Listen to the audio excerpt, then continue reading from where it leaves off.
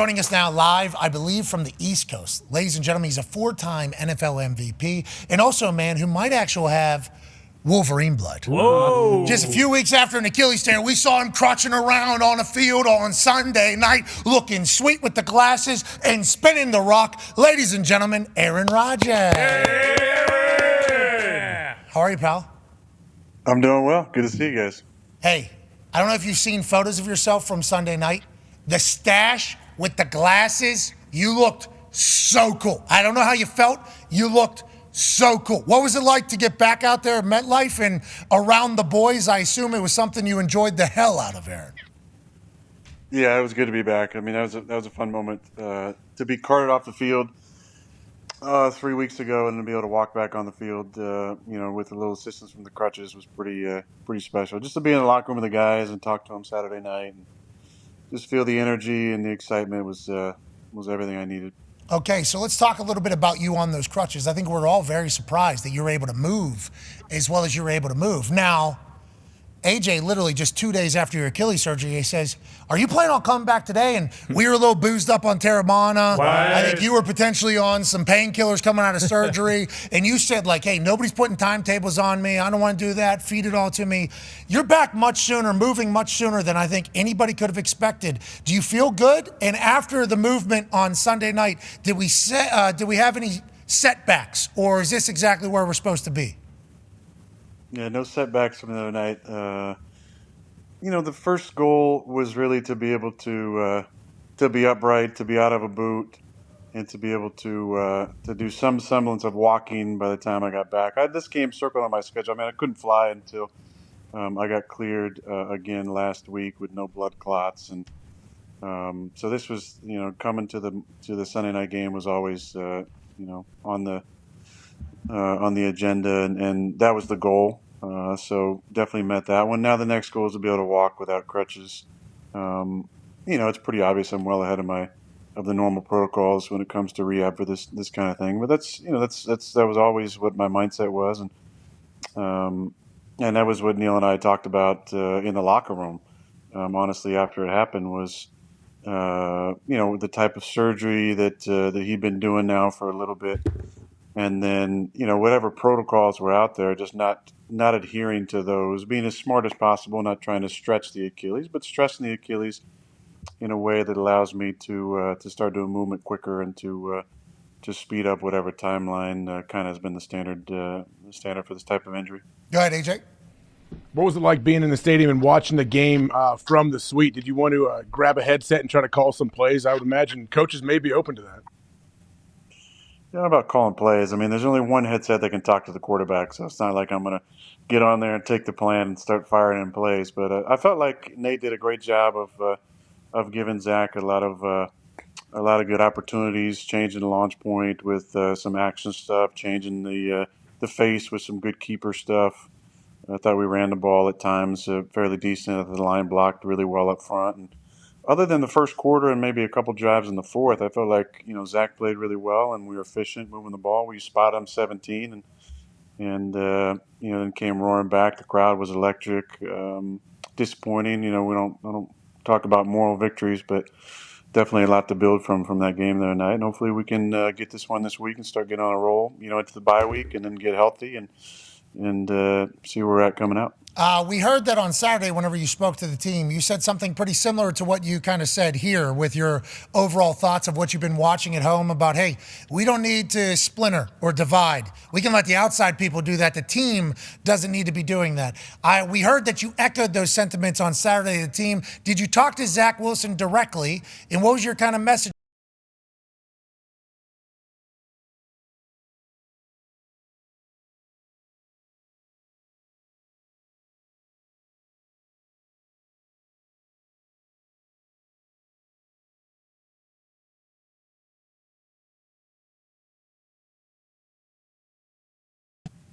Well, Zach and I talk almost every day. I mean, we're very close, and I love him, and I care about him, so I'm always checking in with him, seeing how he's doing. I think you've seen a lot of great leadership growth from him. I think our society at times wants to cancel people or label people and keep that label on them regardless of any self-growth or experience that changes your perspective on life.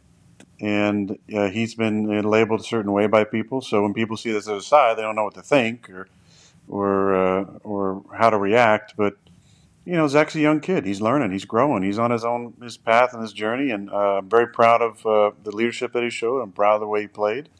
I don't need to pull him aside and tell him anything special. There wasn't like some pep talk that I gave him that made him play better. I felt like the plan was a good plan. He got into a rhythm there in the second quarter and made a bunch of really great throws. I thought the drive coming out of halftime was fantastic.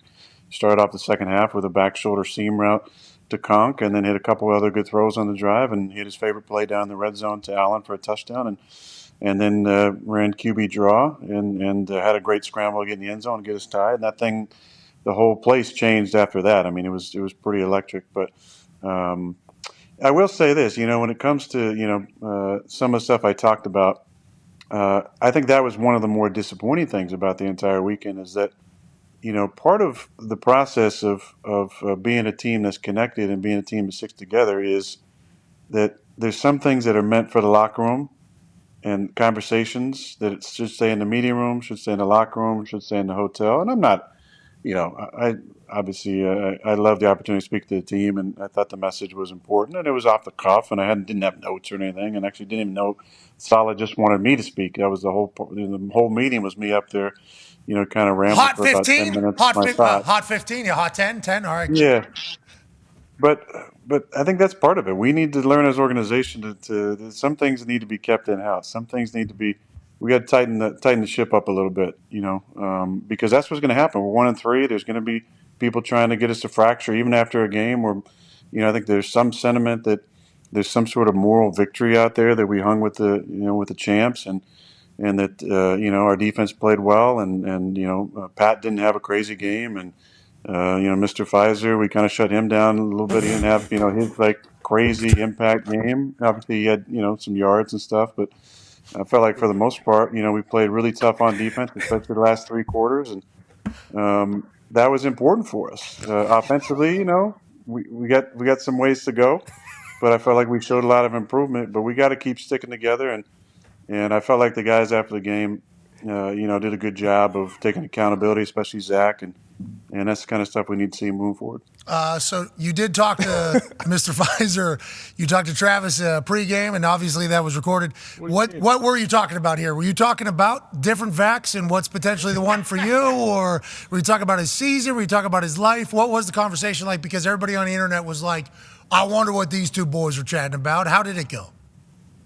I think some things need to be left on the field, just left to, it's actually a better story probably left up to the imagination. I saw some different things about speculation on what we were talking about, but I've known him for a long time, and it was just a quick chat. I got to see him and got to see Marquez, who I love, and got to have a quick chat with Pat about how every time we're supposed to play each other, 1 year he got hurt, 1 year I had COVID toe, and then, obviously this year. But yeah. Whatever happened with that? Hey, you hit a middle of the night, had to take a leak, ran into something? Is that what happened? Or was it COVID? Yeah, there was something like that happened. I don't quite remember. It was so long ago.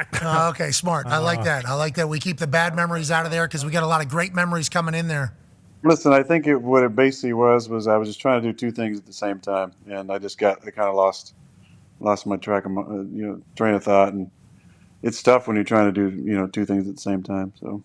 Yeah, because COVID does get you a little foggy. Remember, that is something that comes from the entire thing. So maybe what you're able to do before, you weren't able to do then.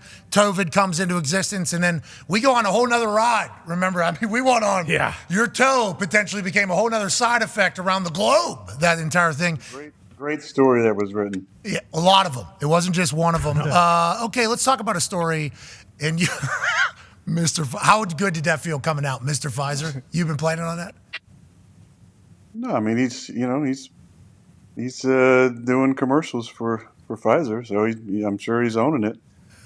Two Band-Aids. He's doing a lot of others too. He's got Lowe's. You could have called him Mr. Lowe's. Mr. State Farm, Auto. Chunky Soup. Good Chunky Experian Soup, credit score. Experian. Come on. He's doing all these things, So you only saw one of them. You've been busy trying to get the Achilles. There's more on the way.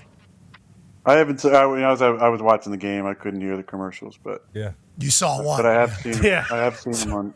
I've seen him on a few of them. Him and Pat definitely have a lot of commercials. Champs, that type of thing happens. Congrats to them. We talked to you about watching at home and you said like that cemented the fact that you're nowhere near done. Like watching at home, the way you're watching, the way you're feeling. They always talk about whenever guys retire and they're back in the stadium for the first time, in the national anthem plays, or you like kind of feel it. Was there any moments where you were like, I don't want to say anxious or excited, but was there any emotional moments being back in there for a game after missing it for a few weeks, which isn't normal for you in the history of your career in the NFL?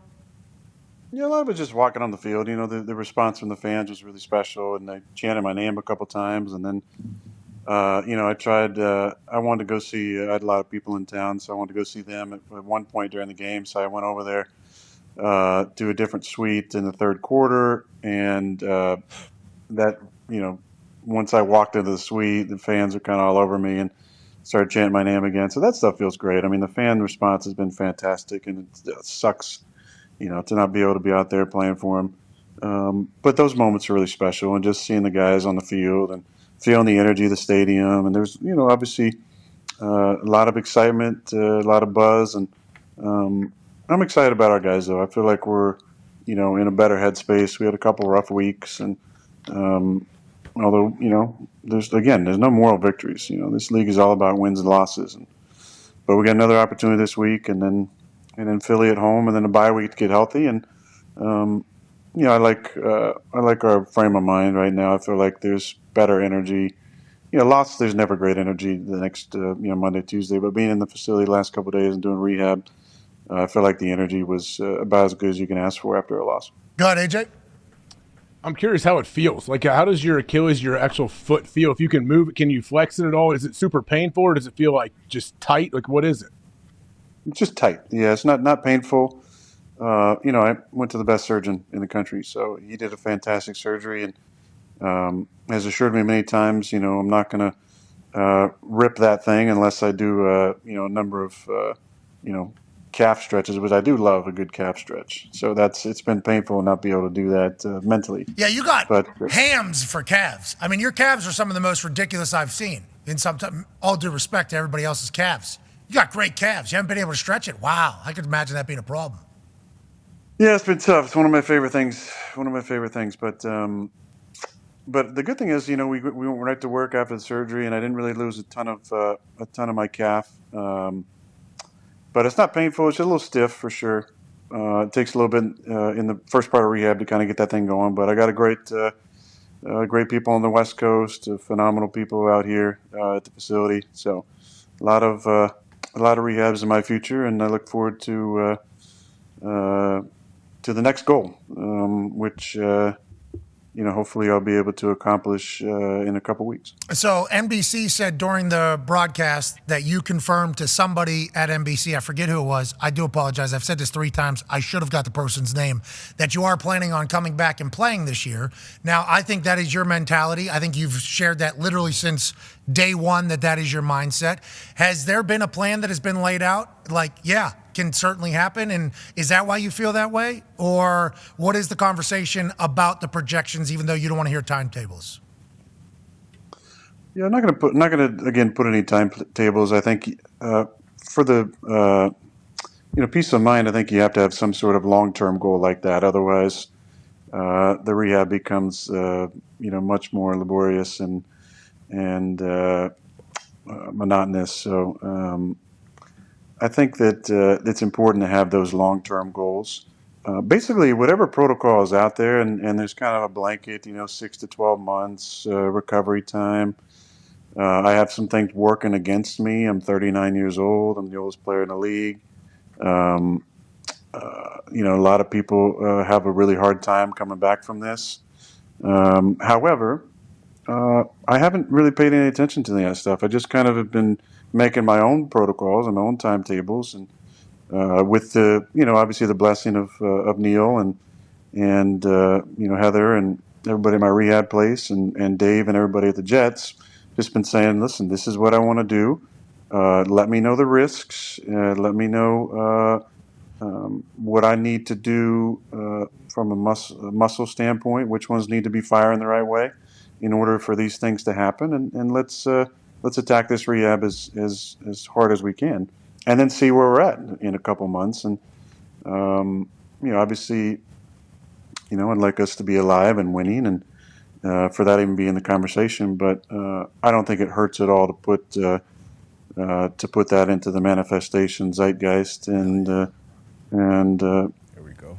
with all the modalities that we're doing, I feel like we're going to put ourselves in a position to make a decision at some point. Okay, so with everything that happens in the world now, there's an entire genre of humans on the internet. They're either doctors or former trainers or physical therapists who are experts. There's one sports medicine expert that basically said that you chose to use this particular ankle brace or boot to look cool, and in doing so, it was rather risky. Now, follow up, I appreciate him saying this, and you're not a normal human, but like everything you're doing is calculated, obviously. You walking with crutches, using this particular ankle cast, this is all above bar. And do you realize that what you're doing is blowing the minds of people in medicine? Like the way you were moving, there was even people saying, this guy didn't even tear his Achilles. There's no way. Like what you're doing is blowing minds. You need to know that.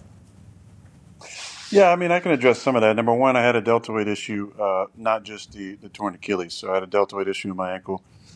So the ankle brace actually helps me to walk a little bit better.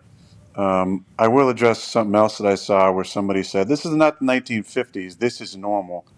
And listen, there's nothing normal about how I'm attacking this rehab. There is common practices about 6 weeks in a boot, and I was in a shoe in like 13 days. Again, this is just my mindset, and I believe in the power of intention.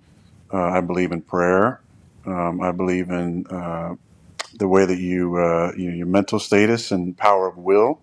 I believe in making room for the miraculous to happen. And I'm not talking about a woo-woo type of spirituality. I'm talking about sometimes miracles are just doing things that people never thought was possible. And I think one of my mantras has been this entire time, really since, I watched Muse, and obviously I knew what Kobe went through, and I knew that Kobe had surgery the next day, and he came back fairly quick. Obviously he had some other injuries the year he came back, but my mantra has been, just because something has never been done doesn't mean it's not possible. It just hasn't been done yet. So the impossible often is looked at as miraculous. So when I say leaving room for miracles, it's leaving room to do something that hasn't been done before. And there's, again, a lot of odds stacked against me, obviously, with my age and this type of injury. But the way that I've attacked rehab and the holistic approach I've taken with diet and sleep and recovery and all these different things. And obviously I have the privilege of financial means and access to incredible PTs and medical minds. But, I'm approaching this. This is my full-time job, rehab. So my entire focus is to do things that just haven't been done before. And I hope that in the process that there'll be inspiration for those other guys who are dealing with the same thing. I had to work in rehab with J.K. Dobbins right now, awesome kid who's gone through a couple rough injuries the last few years, fantastic player, and had the same surgery as me. And we're both, I think, inspiring each other to push this thing. His timetable might not be the same as mine. He obviously plays different position, but again, we're trying to I'm trying to inspire people to look at recovery in a different way. And hopefully through this process, I can get back, when it's safe and right for me, and also inspire people to look at this injury as not kind of a death sentence for a career, which at one point it really was. Yes. But to look at it as just another injury that's that people can come back from and thrive and come back quicker than used to be expected or thought. Hell yeah. Hey, what you just said some gospel right there, pal. There's some bars you just stacked up back to back to back about everything you got going on. Love where your headspace is at. I think it's going to get studied, by the way, especially if you're able to pull off what we think you're all going to be able to pull off, and they're already pulling off. There's people that think you didn't tear your Achilles because of how you were moving on Sunday. That's good, by the way. That's a compliment. Ty has a question for you. That's good, yeah. Yeah, seriously. I mean, seeing you move that briskly, that was crap. Blew my mind. I mean, I almost had a brain aneurysm. But with the game being on Sunday night and you traveling and everything, I don't know how much of the games you got to watch this weekend. But I'm curious your thoughts on Brock Purdy. It seems like anytime someone talks about him, it always comes with a caveat. It's like, yeah, well, he's only good because, or he's only playing well because he's in Shanahan's system. He has all these weapons around him. Like, now that people have a book on him, the pump, he's going to turn into a pumpkin. The other shoe's going to drop, but I think he's won like 15 regular season games in a row. Yeah. At what point do you think people are just going to be like, hey, Brock Purdy's actually pretty good? Or do you think it's always going to be this guy's good because he plays for Kyle Shanahan? Yeah, that's a good question. And I didn't see the game, but I saw the stats. And I'm a fan, for sure. I think he's done some great things. What was he, like 21 of 22 or something? 20 and 21, yeah. Yeah, dude. 20 of 21. He is I mean, it's unbelievable. Decision making seems to be good, and he throws it in a keyhole, and he's never he's phenomenal to watch here early. Early is what everybody says. Yeah, early. It's like I think people always have to have some sort of caveat. Kyle's such a great play caller, and he's got CMC and Debo and Kittle and all these guys. At some point, I think some of that's going to die down. They're going to realize that Brock's a pretty damn good player, and it's hard to play in this league. And I think you saw a couple guys. I mean, Justin had an amazing stretch there where I think he had one incompletion of his first 23 or 24, and it was a Hail Mary incompletion. Somebody said, and I can't believe they end up losing that game. But I was happy for him to go out and ball like that. Brock has done some great things, and at some point people are going to be like, okay, well, maybe it's not just that Kyle's a great play caller and he's got these weapons, but you still got a guy who's got to pull the trigger every single time and make decisions. And I watched the game a couple weeks ago, and I thought he made like 3 or 4 really high-level throws, back shoulder throws and tight window throws, and then a couple look-offs.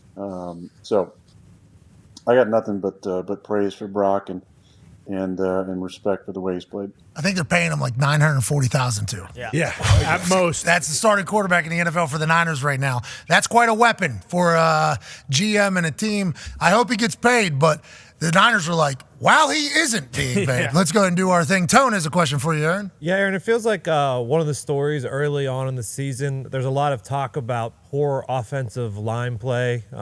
Pittsburgh, both New York teams. Is there advice, or is it always on the O-line? How much is on the O-line? How much is on the quarterback? And what advice would you give to quarterbacks who are dealing with quote-unquote poor O-line play? Well, I think the O-line gets probably way too much of the blame because protection is there's a holistic approach to it. It's everybody's involved. What I mean by that is, and this is not in every offense, but there's protection adjustments. There's ability for quarterbacks. There should be. Maybe it isn't every offense, but to adjust protection, to change the slide side. There's, you can remite guys. You can keep guys in. You can put shorts a certain side. You can chip different. Nailed it. Mr. Pfizer got pissed. Yep. Yeah. I think that's what happened. Lost AJ in the middle of that conversation too. It did. I don't know if anybody knows that. While Aaron was preaching his gospel, AJ just drops off the screen completely. See ya, AJ. Now Aaron's dropping out of there. I hope you're happy with your joke, Aaron. Well. I hope you're happy with your Mr. Pfizer joke. Real funny. I hope you feel good about it. They're coming after you, Aaron. They're coming after you. They're throttling him. He can't hear any of this, obviously. He's in his house without any service, hopefully. He's back in Jersey, though. I think that's a big deal. Huge deal. Because remember, whenever he signed with the Jets, there was, I have some things going on, so I won't be able to be here. He was there the whole time. Yeah. Then he goes back on Saturday, gets around the boys, still there. That type of stuff is good for the soul. Let's hope it serves. But ladies and gentlemen, Aaron Rodgers. Yeah. Aaron Rodgers. Talk about offensive line. You were talking about chipping, and then your face did that. So that was basically where we were at. There's things to take advantage of this, though, or make the offensive line better, I believe, is what you were rolling into. Did AJ? We lost AJ as well. Yeah, whenever you were talking last time, and then that time we lost you. I think it's because you're Mr. Pfizer. He was probably one of the biggest violators of ripping on the O-line. Yeah. What I was basically saying was that there's a lot of things that go into it, including protection adjustments and chipping, and then throwing hot, getting the ball out, throwing uncovered. So I think there's a lot of, if you go back and watch some of these tapes, there's a lot of things. I mean, we always talked about the phantom sack, and the phantom sack or the Elvis sack after Elvis Grbac, who occasionally would run out of bounds with the ball instead of throwing the ball away. You see a lot of this in college all the time. Guys run out of bounds and just runs out of bounds like 2 or 3 yards behind the line of scrimmage instead of just throwing the ball away, which I never understand. And it would kill me when I had him, because I would get counted, and I never wanted to have like more than 2 or 3 in a season, where every now and then you're struggling to get back to the line of scrimmage and you think you got like a yard, so it's not a sack, and it's a 0-yard game, which counts as a sack. So there's definitely some of those sometimes. There's some sacks where quarterbacks just dropping back too deep. You get past 10 yards, it's tough on a tackle to set that edge and expect you to be able to step up in that sweet spot, which is 7.5 yards. He's trying to run his guy 9.5 or 10 back. Sometimes that's on the quarterback as well.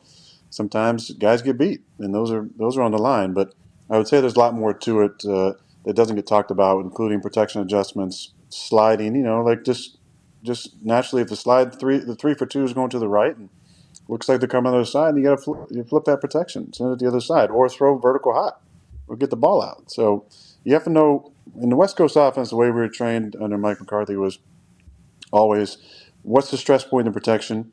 Where am I picked up? Who am I looking at? Is it hot off of one guy, hot off of 2 guys? And then where's my quick throw answer? So you got to put it all together, and because when that thing starts building up, and we played Seattle in 2012 and had like 8 or 9 sacks in the first half, that was awful. A lot of that was due to the noise. It was so damn loud. Our guys getting beat off the ball before they moved out of their stance. But when that happens and they smell the blood in the water, the thing just starts piling up. Like last night, I think the Giants had 11 sacks they gave up. Yeah. But I think if you go back and look at it, and this is not a knock on Daniel, but I think there's times where there's an uncovered guy coming, we got to get the ball out, or we got to adjust the protection to make sure that, or we just got to throw hot. And that's what I always talk about with Zach, is you got to understand the protection. If we're sliding to the right, and we got a back end, we're in a 6-man protection, it takes 2. I know who I'm looking at. Those 2 come, I got to get the ball out. Or flip the protection to where it only takes 1 that side. Hey, you never had this issue, I don't think. I mean, maybe. But it feels like some quarterbacks get like real antsy. You know what I mean? They get real antsy in there because they're thinking they're about to die. How do you kind of flush that out? I remember asking Andrew Luck one time, because he was a guy who just got hit, and then he would just stand back up and be like, hey, nice hit, and get hit again, and then another one, and I think there was one particular game where we had maybe 4 new guys on the punt team, okay? Like 4 new guys, like week 14, week 15, playing against a good team. I have zero faith in any of these dudes that have never played special teams before blocking for the punt. So I'm like, all right, I'm taking this. Like literally first one. I'm not just going to put my leg up and get murdered. So I was like, Andrew, how do you just mentally get through knowing that you're going to get hit? And he was like, oh, you can't even think about it. Like, don't even, like, it was almost like he didn't even like that I brought it up to him. Like it was going to happen. And then he just kind of moved about it. You've seemingly never had that issue. You've been able to move a lot. I think there's some record that only you and one other quarterback whenever have a rushing TD, throw for 300 yards and some other thing. You've been much more mobile than people have ever given you credit through your entire career. But how have you remained a person that hasn't gotten antsy whenever an offensive line has not performed well? Is that just a mental thing, or what do you kind of fall back on? Thursday night dinners with the O-line. You gotta build that trust with them. But look, I took some sacks, early in my career, holding the football, trying to extend plays a lot. That was one thing that we always tried to be really wary of, when to extend it and when to dump it. But there wasn't, I would say, one thing I tried to pride myself on over the years is understanding protection so well that I wasn't having those sacks where I got a guy coming free and I don't know that I'm hot. Being able to deal the ball quickly, whether it's an uncovered, a vertical hot, or being able to adjust to protection to pick up, an overload pressure. Those things I always really have tried to pride myself on. And then just trying to limit the sacks that are your fault. Obviously, not getting back past the line of scrimmage, run out of bounds, before the line of scrimmage, which is the phantom sack, or just holding on to the ball too long. But it's a fine line between it. But yeah, but guys get dancing back there. I love the big guys. I love the big guys, and they probably get way too much blame for some of that stuff. Cool. I don't know how you didn't do it, though, because some of these shots some of these quarterbacks take, and you've obviously taken some of them. And people question the toughness of quarterbacks, obviously. Your entire life, everything in your life is kind of, hey, we need this quarterback to be good. But then there will come a time where you're standing just like this, and some 285 pounder is like all straight to spine. And then it's like, how do you not think about that the next time? And then some guys can't handle it. Some guys can. I think we're seeing some antsy feet out of some places as well. And that obviously feeds into it. You've never done that. And you're not a dumbass. So I respect it. And people need to talk about it. AJ has a question for you, Aaron. You're mentioning protections and all that. How comfortable did you feel when you came out of college setting protections and doing? Did you have like deep knowledge of all that from college? And how do you think some of these kids coming out of college now, are they able to do any of that? I wasn't very good at it. I was not good in the. We used to have.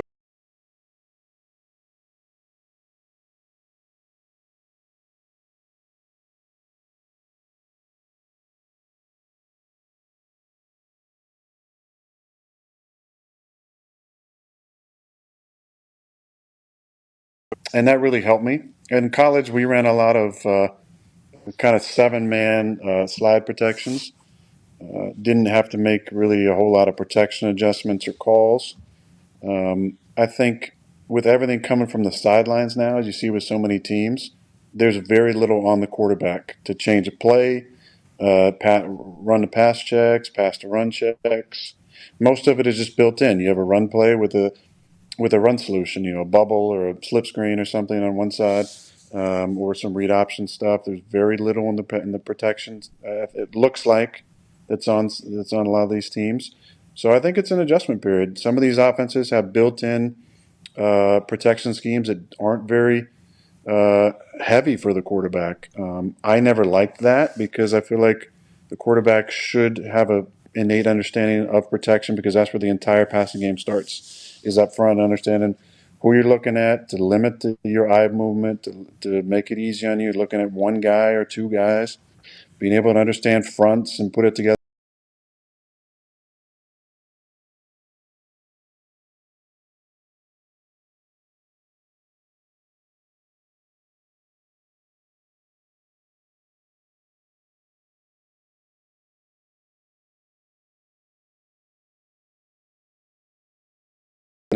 Somebody off the slot. Is under pressure a big pressure alert for this team or not? Are they a strong safety pressure team in base? Are they an overload pressure team? Do they like to go opposite the points? You need dummy stuff in the plan. There's a lot of things that go into it, and I don't know how you can play quarterback in this league without an innate understanding of the protection unless, like it is in some offenses, they just tell you to turn your brain off. But for me, that never really worked playing quarterback. I like to be able to understand those things so I can make the proper adjustment and not live with throwing hot because these teams have gotten smart. And, 3rd and 7+ has become, more of a pressure package, especially 7 kind of to 10 or maybe 6 to 10. And instead of throwing hot to a guy who's going to catch it short of the sticks and have to break a couple tackles, pick something up so you can take a shot down the field. But that starts with an innate understanding of the defense you're facing, the type of blitz packages they have, and then how do I adjust the protection in order to give us a chance to throw the ball down the field? That was fucking hilarious. Everything you just did right there was absolutely hysterical. Well, because if the nickel's coming, then is the 3 technique, and is it a shade and everything? And you've told us in the past that you believe that reading the defense starts with reading the D line and then kind of work your way out there. And you've talked about the modern offenses about turning your brain off and how you only got to read one person. Tom Brady has echoed those sentiments as well. Mm-hmm. Tom Brady has said, what are we even doing? This is a part of the quarterback's job. Not only are you protecting yourself, but also you're putting your team in the best situation to have success. I hope that never changes. There'll always be that, right? There'll always be that I don't think it's always gonna, right? I think so. And Tom was the guy who did it. Tom knew protection. Tom adjusted. Tom changed the mic. Tom was able to adjust for 4-week and overload pressures. And I'm sure he studied the same way. Starts with the front, starts with the alignment, and then you work your way back. Well, I love it. Some football nerds just listen to you rattle off right there, and they're like, oh, yeah, we forgot that this hip is a fucking football genius. Honestly, it's a beautiful thing. Connor has a question for you. Yeah, Aaron, big conversation right now is kind of surrounding the Pittsburgh Steelers and their offensive play calling. And, one of the great Pittsburgh Steelers ever, Big Ben Roethlisberger, on his footballing podcast said that, he would be open to calling plays. And I know Tony and a lot of other guys, a lot of other Yinzers around the world want Big Ben to be the OC for Pittsburgh. In your opinion, how easy is it for not only a former quarterback, but a former player to retire and then get right back into the game and being an OC. And do you think that is something that wouldn't be that hard of a transition for both Big Ben and for Kenny Pickett? I think very few guys could do it. I think that's why you don't see a lot of great former players coaching. I think I have some ideas about that, but I think it tests the patience for coaching people who aren't able to do or process things as quickly as you were able to when you were playing. I think would have some bearing on it. Now, when it comes to calling plays, I would probably echo the same sentiment that Ben said. I think that there's a few guys who could really do it, and Ben was like me, probably some of the last quarterbacks in the league who could just call their own plays, and whether that's in a 2-minute drive or move the ball. I always loved watching him in those situations. They'd be behind by a couple scores maybe, or in the 2-minute drive, knowing he's calling it. Where everything now with most teams is coming from the sideline. And I think you saw in this last week times where the tempo on certain things in some of these 2-minute drives with quarterbacks who could actually call it probably was delayed or screwed up by having to get a call in from the sideline in some crunch time situations that maybe hurt those teams' opportunities to come through in those situations. But I think Ben could do it just because he understands the game and he could call it in his sleep, I think, at the line of scrimmage. But it's very rare that you see great players who come back and are able to be great coaches. I don't know if it's just the time commitment or dealing with people that don't see the game the same way. But listen, this is overreaction time. I mean, look at our league. Like last week, everybody was calling for Zach to be benched, and everybody from Namath to you name it. And then this week, he goes out and puts some good film on tape. And now, what are they saying about him? It's an overreaction league. You guys do it on Monday every single week, but it's overreaction for every team. So I think everybody just needs to take a couple deep breaths. And we're 4 games in the season. There's a lot of football left. Pittsburgh Steelers offense has been terrible. Yeah, it's been like 39 straight games of just bad stuff. I mean, just bad. If Ben Roethlisberger was to come call plays and they would have any offensive success at all, they'd put a statue, not that they won't put a statue up, but they would put a statue up by next week. All those old steel mills, they'd open them back up to get enough steel to get a big-ass Big Ben right in the middle of that. That's what he's staring down right now. Just want you to, hey, Ben, if you see this, that's what you know. Yeah, he knows. He's already boozing and doing the podcast. Exactly. Do the right thing. He's already watching every game. Why not booze and call plays? Boom. Simple as that. Darius has the last couple questions for you here, Aaron. Yeah, I got a 2-parter for you. One, something we've been overreacting to, not in the football world, but basketball. Dame coming to your Bucks. What's the expectations there? Championship or bust? And then how good did it feel for you to get out there and spin it one time out there with your boys on Sunday night? Yeah, first of all, with the Bucks, man, it's exciting. It is very exciting to get a player the caliber of Damian Lillard. Been a fan of his for a long time. Just love his competitive nature, his willingness to take the big shots and the big moments. And, Drew Holiday was such a great player for us, and we won a championship with him. And I think everybody in Milwaukee loved Drew and loved his competitive greatness and his ability and willingness on the defensive side to lock up the best player in the other team almost every night, as long as he was, under 6'8", I would say. So big thanks to Drew. Fantastic guy, fantastic leader. And we wish him well. Now we'll see him. He's in Boston. Yeah, he'll be fine. So obviously Boston still probably our biggest rival in the East. Whoa. We got the heat now. Yeah, no, tell him, Aaron. Nah, Jimmy Butler's got this sick hair. Yeah, he does. I mean, They're going to be a problem. Karen Butler. Yeah, that was quite the look by Jimmy. Well, look, yeah, respect to Jimmy and the Heat. I mean, they beat the hell out of us last year.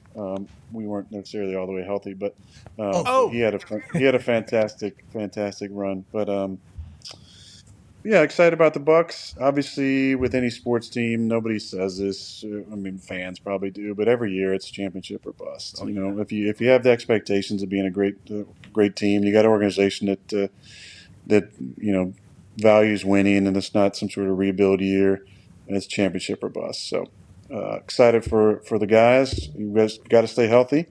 obviously last year we had, Chris was out for a long time. Giannis got hurt in the playoffs.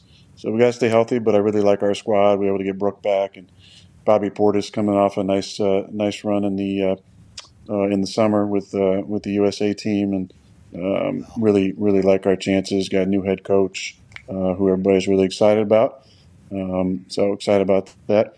What was the second part of your question? It was a football one. Let me get one. Let me time? get one. Let me get one. You move the crotch out of the way, and then no lace, and you didn't even look at it finish, I don't think. You just, it still feels got like it. this one went very nice. Who'd you throw to? Who tossed you the ball? And how did it feel coming out of the hand? And what was, didn't even watch. See ya. Still got it. Is that what we said there? It was Cobby. I've warmed up a Cobby for a long time, so I just wanted to get one throw, just to feel it, just to feel the ball again. So, I was on the sideline trying to stay out of everybody's way and not have somebody come diving at me and BSing with various people. But nothing like touching that ball one time and giving Cobby a little throw. But yeah, man, I miss it. I mean, that's been the hardest part of being away from the guys, and it was emotional Saturday night getting up in front of the guys. When I got to speak to them, just because I miss them. I look around the room. Some people I started to build some really strong friendships with, and so I'm thankful for that opportunity from Robert, and thankful to have been back here to watch the game, and excited about seeing where this thing goes, and excited about being back here real soon, full time, and just building and pulling for our guys and helping them out during the weeks, and then seeing where I'm at pretty soon. Yeah, it was a good throw, though? Yeah, spiral hit him in the hands. It was good. Okay. Yeah, of course, still got it. Just quick rundown, recap of everything today. Mr. Pfizer currently trending. Okay. 10 overall, or 8 now. It has moved up. And also Mr. Johnson & Johnson trending right underneath, obviously, as a Jets player. So the internet's going to let their jokes fly.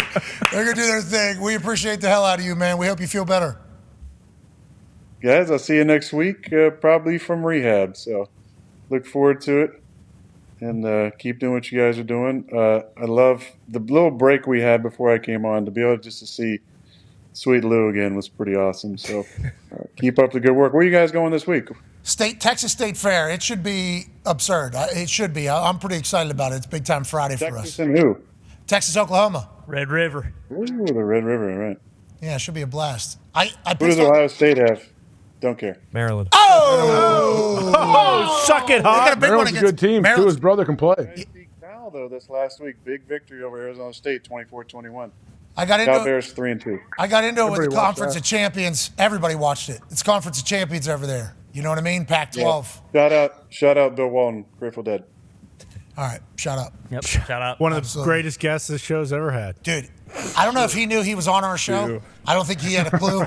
But he fucking killed him. He did. Just like you, pal. Keep feeling better. We appreciate you, Aaron. Yep, thank you for my life, as Bill would say. Thank you for your life. Ladies and gentlemen, Aaron Rodgers. Love the internet. Yeah, that's the best. Love the internet. Never leaving. Nope. Oh, man. Boy, does he know how Mr. to serve Pfizer, he nest. pops that in. So good. Think When about, did he come up with it? When did it hit his head? Like, when did it hit his brain? He's like, yep, here we go. all right, I'm saving that one for Tuesday. And then he couldn't wait to, Yeah. we did well against Pat. He threw those 2 picks, and then obviously we limited Mr. Pfizer, and then he just kept it moving. Oh, yeah. The delivery was very solid. It wasn't like Mr. He thought about Pfizer. it. Reaction? Yeah. Okay. Okay, good. He knew he had to just keep going. Keep going. Just let us just digest it as he kept speaking, like anyone could hear what he was saying after he said that. Go ahead. Shockingly, people either find that very funny or very not funny. What? Oh, you don't say. you serious? You don't say. Oh, that doesn't sound like the People internet. seem to be very split on it. I don't know why. Yeah. That part of the man. internet. How could you not laugh? I mean, that's funny. That's a good joke. That's a good joke. All right. Good joke. Especially coming from Yeah. the epicenter of the vaccination situation, Right. which is, hey, that's a good joke. Yeah, with the owner. I mean, come on. With Johnson & Johnson Yeah. being literally, he was in this. I mean, that's a good joke. Come Not on. even real. Like, how is that even a real situation? it. That's what's amazing. Well, we're right in the middle of fucking all of it somehow. Yeah, well, And he it's- does have You know what I mean? A I was great going to tell. opportunity to do the funniest thing of all time. What's that? Do a Johnson & Johnson deal? Bingo. Commercial. Mr. Johnson & Johnson and it's Aaron on crutches. Are you kidding me? And then he gets a shot and he doesn't have crutches anymore. No COVID, no crutches. I'm out of here. That's awesome. Can't question his team loyalty. No, you. Yeah, because he's burying the other one. Right. Now, I will say what we've learned about the Johnson & Johnson one, both through Chappelle comedy skits and other things.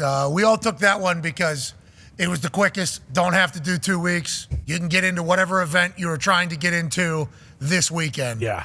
If you do this, which is the reason why Bingo. Which is the reason why I got that one, because of work where I was at. But we just hope everybody lives their own life. Right. You're allowed to. Yeah. Make your own choice. Unless you're killing others. Remember, that was For now. I was a murderer because I was allowing Aaron on the show. Right. I was called a murderer in 7 different languages. Yeah. Seemed rational. Yeah. I don't know how the stats line up, though. How are you platforming this guy? Is that what they say? Yeah, I'm like, do you have a 500-page report on the other side? Who can we talk? Who are you allowed to talk to then? Like, who makes the rules? Nobody. Those are the rules. AJ, don't ask. Okay? We don't. We got a clock thing we're figuring out. Yeah. BlackRock You're right. makes the rule. We got too much. Oh, jeez. Tony. Don't just Google trigger words right now. If BlackRock made the rules, we'd be living in a much different world, Tony. What's your problem? All right, let's get out of here. True. Now's the time. It's true. No, I didn't say a That worse was a bad world. ball. That was it with the crutches. Yep. Mhm. Just try to throw it like Aaron. Right. I'm not Aaron. Let me get one. Let me get one. How about him? Yeah. He's so excited. And that little walk away right before the camera ends, you can see him like. That was the cop saying, yeah, you feel that? Uh-huh. Yeah, still got it. Ain't nothing with the Achilles, pal. Drink Don't it you in. worry You're about not it. going to get too many of those tonight. Hey, can we go through the record AJ and I had this past weekend when we're picking it? Oh, 2-1-1. Got him. On this particular side. You kill me. Yeah. What? To be fair, I had Seattle. You had the Giants early on. Before you No, I had Seattle. Yep. Literally. You both had Seattle. Okay. We All right. both picked Seattle first, but then Congratulations. thank you. About time you said that. I mean, you can either bitch about it or you can get better this week. Yeah. Keep crying. Yep. All right, we're going to get the hell out of here. Everything DB will be tomorrow. Okay. Sweet. We appreciate you all for watching on this glorious Aaron Rodgers Tuesday. Not a bad day. I mean, Mr. Pfizer is going to be the Yeah. Yeah, I'm I mean, excited. it's already, I don't think How since do you think Trav COVID. feel? You think Trav will laugh at it? He will. I'm trying to wonder whether or not I should text him and just be like, hey, just real quick, when you open your phone, it's coming. I Something didn't tell happens. him to say Said he's owning it.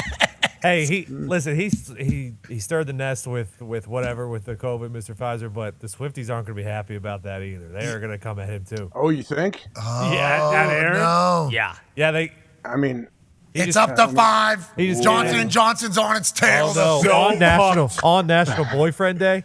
Yeah, I think the Swifties are And coming. then what's after- Baker Mayfield trending for? What did Baker do? Baker did something. Baker's going bake. What? He is going bacon. He's doing it at the Bucks right now. Yeah. Is that Look at the Buddy- NFL. You're welcome, Buddy the NFL. Cake Boss? What's that, pal?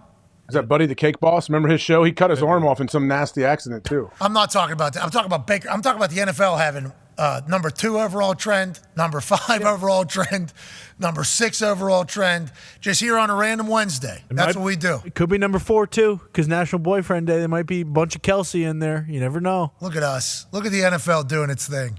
I can't wait to scroll through that Mr. Pfizer tab. Holy shit! I'm so excited. We got some really good internet. Yeah. Looks like Baker's going to bake has something to do with Taylor Swift.